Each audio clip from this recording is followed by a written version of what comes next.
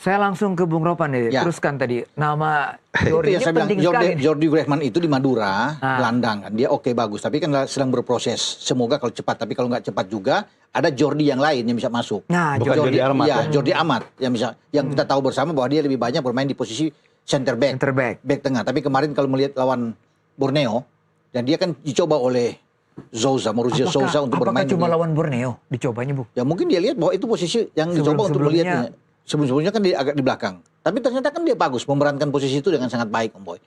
Ya sebagai gelandang yang lebih bertahan. Zaman STY pernah ada, Bung? Ya hanya mungkin perubahan ya. Di babak kedua dia dicoba untuk main lebih didorong ketika ketinggalan. Oke lah, waktu zaman STY. Tetapi kalau mencoba dia, boleh. Cuma kan masalahnya begini. Tom Haye itu adalah gelandang yang lebih menyerang, yang lebih stylish untuk bisa membagi bola. Passing. Jordi Amat adalah lebih tipikal sebagai bertahan, yang lebih ke belakang. Jadi ada dua pemain yang lebih kuat dalam bertahan, Joe Pelupesi dan Jordi. Nggak apa-apa.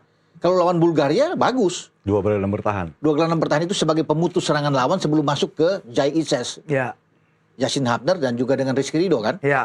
Tapi kan kalau kita main pertama kan sebelum dengan Bulgaria, Saint Kitts kita bicara di FIFA Series. Kita butuh menang. Jadi kita perlu ada pakai gelandang yang lebih menyerang ke depan. Kita sudah cukup kuat di belakang. Kan?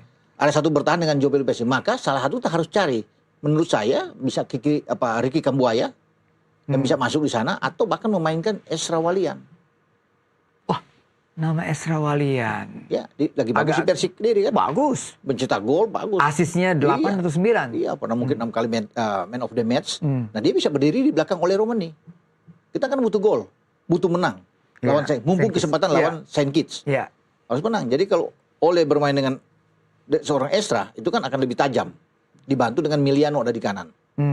Maka gelandang itu berikanlah itu kesempatan kepada Joe Pelupesi untuk atur di sana. Iya kan? Walaupun sebenarnya kalau untuk gelandang masih ada Ivar Jenner, masih ada Nathan Cho. Bisa dimainkan. Alternatif opsi lain dilakukan oleh Coach JH mendorong Calvin Verdong. Bermain di gelandang. Memberikan kesempatan kepada Dean James kalau Dean James bugar. Ya, sehat. Jadi, saya pikir tidak ada masalah. Dalam posisi seandainya Peri Sandria sebagai Ole Romani, ketika tidak mendapatkan pasokan bola yang sesuai dengan keinginan seorang striker nomor 9 dari seorang misalnya Tom Haye. Kalau zamannya Bung Peri dulu ada nama siapa ya? Ada nama di situ ada Ajat Sudrajat. Ajat Sudrajat. Ya, ada Alexander Sonunu juga. Alexander Sonunu. Ya, memang tipe-tipe striker seperti Ole Romani ini kalau tidak ada suplai pemain dari belakang tengah sendiri, ini akan sulit.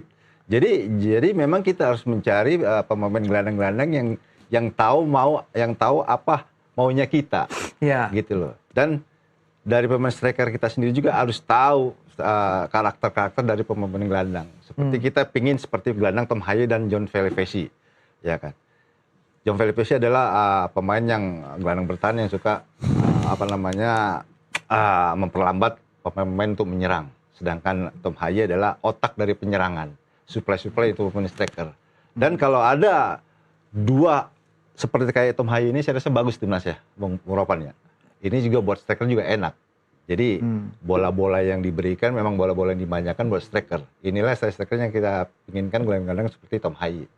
Nah, ini permasalahannya setelah nanti Tom Haye umpamanya cedera tidak bisa bermain, ini siapa penggantinya? Kalau Bung Ropan tadi bilang kan ada Jordi dari Borneo.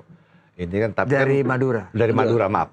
Masalahnya kan masalah naturalisasi ini kan agak sulit ya, Bung. Dan Tom Haye di FIFA Series nggak bermain. Sudah nggak bisa bermain karena ada 4 kali hukuman, dia nggak boleh bermain setelah lawan. Ya, saya rasa kalau memang untuk FIFA Series nanti kalau memang kita benar lawan Bulgaria, kita bisa tempatkan di situ juga ada Nathan Cho dan Ivar Jenner. Saya rasa kalau dari dua Ivar Jenner dan Nathan Cho, saya harus pilih Nathan Cho karena dia lebih bertahannya itu lebih bagus, lebih berani. Dan Joe Pelupesi juga lebih bisa juga untuk menyerang. Ya kita tunggu aja nanti apa keputusan dari. Tapi sebenarnya Om Boy, saya perlu tambahkan di sini, kalau ini bagus tapi sayang memang dia cedera panjang, tidak dapat menit bermain. Saya lebih suka dengan Marcelino sebenarnya. Oh, kalau dia ada. Itu udah kita sepakat, Bang. Iya kan, kalau dia memang bugar benar-benar, ya. posisi posisi dia itu di belakang Oli bagus untuk bisa passing dia kan oke. Dia pernah lakukan itu. Dia pernah lakukan itu. Kalau tidak salah melawan Vietnam di GBK dia main dan sebagai di kanan kan bisa ada Miliano di kanan. Iya. Saya pikir itu akan jauh lebih bagus kalau dia ada. Tapi kalau nggak ada, ya gelandang-gelandang masih banyak lah bisa untuk termasuk dengan Ricky Kambuaya. Ya Kan? sudah, kita serahkan saja kepada Coach Jihan. Oke. Ya, kita serahkan ke. Terakhir nih U17 kita hari ini sudah ada drawing ya. Kita satu grup dengan Vietnam, Malaysia dan Timur Leste. Timur Leste. Grup A. Wah, menarik ini, Bung. Main di Jawa Timur. Main di Jawa Timur. Sidoarjo, Gelora Delta, dan di Joko Samudro, di Gresik. 2 kesempatan yang diberikan kan oleh PSSI sana. Iya. Dan kesempatan itu harus diberikan karena mumpung kalau usia muda kan kita lebih banyak berbicara. Iya. Kalau di usia muda. Betul. Tapi kan lawan-lawan yang tidak boleh anggap enteng. Semua bagus. Vietnam dan Malaysia juga mempersiapkan diri dengan baik di U17 ini. Kita belum tahu nih 42 pemainnya sudah mengerucut oleh seleksi Coach Kurniawan. Iya. Apakah pasti sudah ya? Saya pikir sudah untuk 42 karena dia perlu untuk cepat ya seleksi itu untuk bisa mendapatkan yang kerangka tim yang bagus untuk Piala AFF. Dan ini kan tantangan bagi Kurniawan. Ini juga sebagai batu loncatan sebelum menuju ke kualifikasi Piala Asia. Ada Piala Asia. Iya. Ke Piala Asia. Nah, di Arab Saudi kan. Karena kita tahu bersama sana kita di grup B. Grup yang sangat kuat. Jepang, Cina, dan Qatar. Oh iya. Semua mantan juara Piala Asia. Tapi di sinilah menentukan buat dia. Untuk menuju ke sana kan dilihat performa di sini. Oke enggak? Tetapi enggak boleh sekali lagi saya bilang. Vietnam, Malaysia, oke Timur Leste kita bisa kalahin. Tapi Vietnam sama Malaysia kan bagus. Makanya ini grup keras. Menurut saya ini grup keras. Grup yang penuh tantangan. Bukan bagi pemain, tetapi bagi coach baru seperti Kurniawan. Seperti apa racikan dia yang akan dia berikan. Jadi akan tawarkan terhadap timnas U17 ini. Ketika tim ini tidak dihuni oleh 99% pemain yang dibawa coach Nova di Piala Dunia di Qatar kemarin. Semua udah nggak ada. Fadli Alberto dan kawan-kawan sudah nggak. Ini baru semua iya, kan, udah nggak ada semua kan. Jadi kita bisa melihat Evandra Florasta sudah nggak ada semua yang gelandang yang bagus itu kan. Nah kita butuh gelandang seperti Evandra. Matthew? Ya Matthew kan agak di belakang, pemain di kiri bahkan bisa di back tengah. Itu yang ada. Tapi Kurniawan konon kabarnya akan mengambil pemain Australia katanya satu, Selandia Baru dan Inggris untuk masuk di timnya U17 dia. Perkuat ini. Itu. Jadi ini kan masih April nanti bermain. Apakah memungkinkan itu untuk masuk? Kita tunggu. Kalau U17 ya, Bung Peri kan juga pernah ngalami usia-usia muda bertanding melawan tim-tim negara-negara ASEAN seperti tadi ya Vietnam yang kuat. Tipikal U17 mereka itu seperti apa? Karena Malaysia kuat tuh Bung ya. Kuat. Malaysia bagus. U17 mereka. Saya rasa kalau kita bicara di grup A tadi Vietnam dengan Malaysia.